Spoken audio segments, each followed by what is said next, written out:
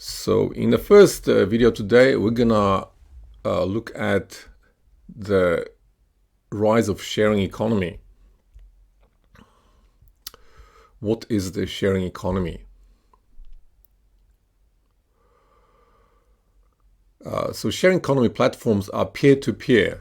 So there are different kinds of businesses, right? So we have B2B businesses, so that's business to business. So a business provides goods and services to other businesses.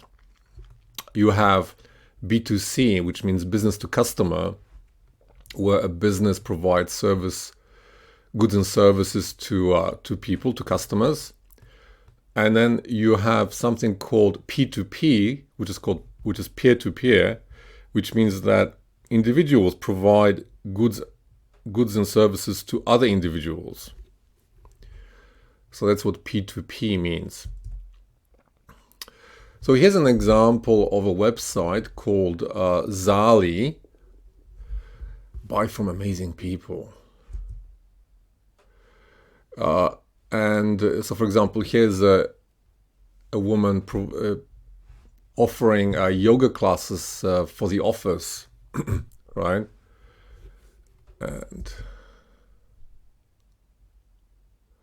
right, so Zali is a marketplace for people to provide services. For example, yoga classes, home repair, iPhone or computer repair.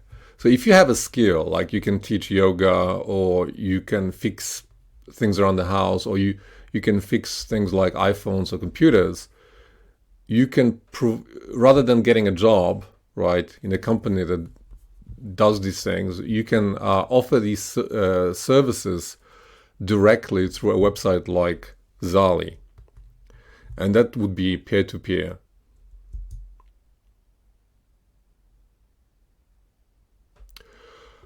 So one important aspect of these sorts of platforms is that they use review and rating systems to help to establish trust. So one of the big problems with the internet is that people don't know each other, and so it's difficult to establish trust, right? And establishing trust is very important for online transactions between people who don't know each other, right? If you don't know who is providing the service, then you don't really trust them.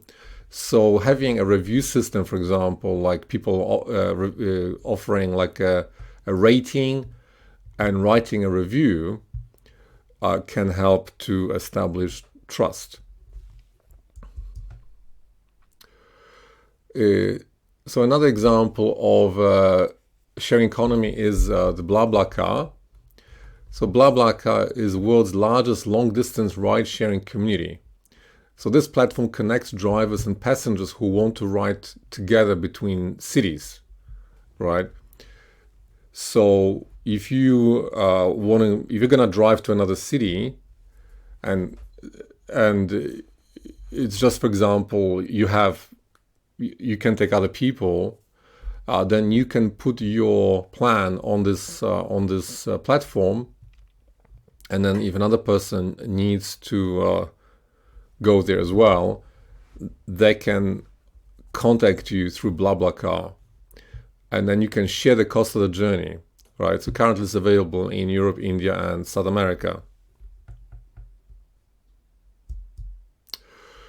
Another example of the sharing economy is bed and breakfast, and this is Airbnb. So this is what I use when I travel nowadays. Like, I've been using it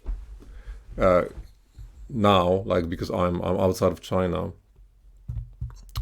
So bed and breakfast means it was traditionally a kind of small hotel or guest house in the countryside. And so Airbnb is an online platform that allows people to offer a room, apartment, or house. It was founded in 2008, right? So if you have a spare room or an apartment, you can offer it on Airbnb. And Airbnb provides with all the services like the ratings and reviews and transactions and all this kind of stuff. So we're gonna look at a video in which people talk about these kinds of sharing economy platforms. Meet Tessa Crockett, one of London's most popular Airbnb hosts.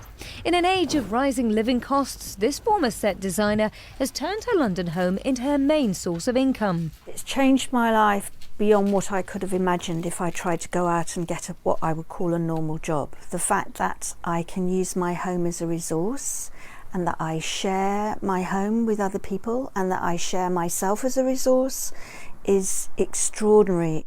Founded 6 years ago and worth an estimated $13 billion, Airbnb has transformed the world of online accommodation, allowing private landlords to rent out rooms much like a hotel. In the last 5 years, are some of these new entrants that are challenging traditional businesses become big businesses in and of themselves.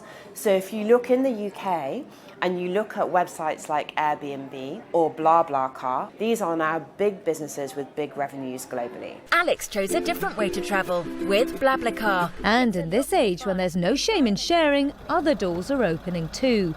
BlaBlaCar offers a platform for drivers to rent spaces in their vehicles, offsetting the cost of a journey. We have over 10 million people using the service in Europe. We carry over 2 million people every month, so that's like 2 times bigger than the Eurostar, for example, as a transport network. So we quickly realized that the need is actually a global need. So it's not just France, it's not just the UK or the rest of Europe. It's actually something that can work and now works for us in Russia.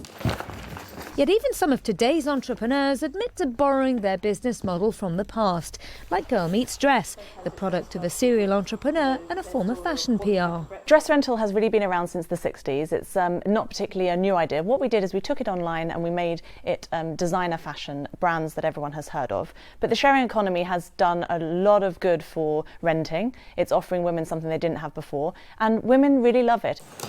Startups like these are becoming so prolific that collectively they've earned their own status in the form of the sharing economy. The sharing economy has been great because now we've got something to call what these businesses are really about, right? So for example, hotels, they're a sharing economy. You go into a bedroom, you hire it out for the night or for the weekend. It's very much what we're doing here. We've got assets and we're just renting them and milking them month by month, week by week. Back at Tessa Crockett's, she's ploughing her hard-earned cash back into her home, with plans to expand and create another room, also soon to be online. Nina Dos Santos, CNN, London.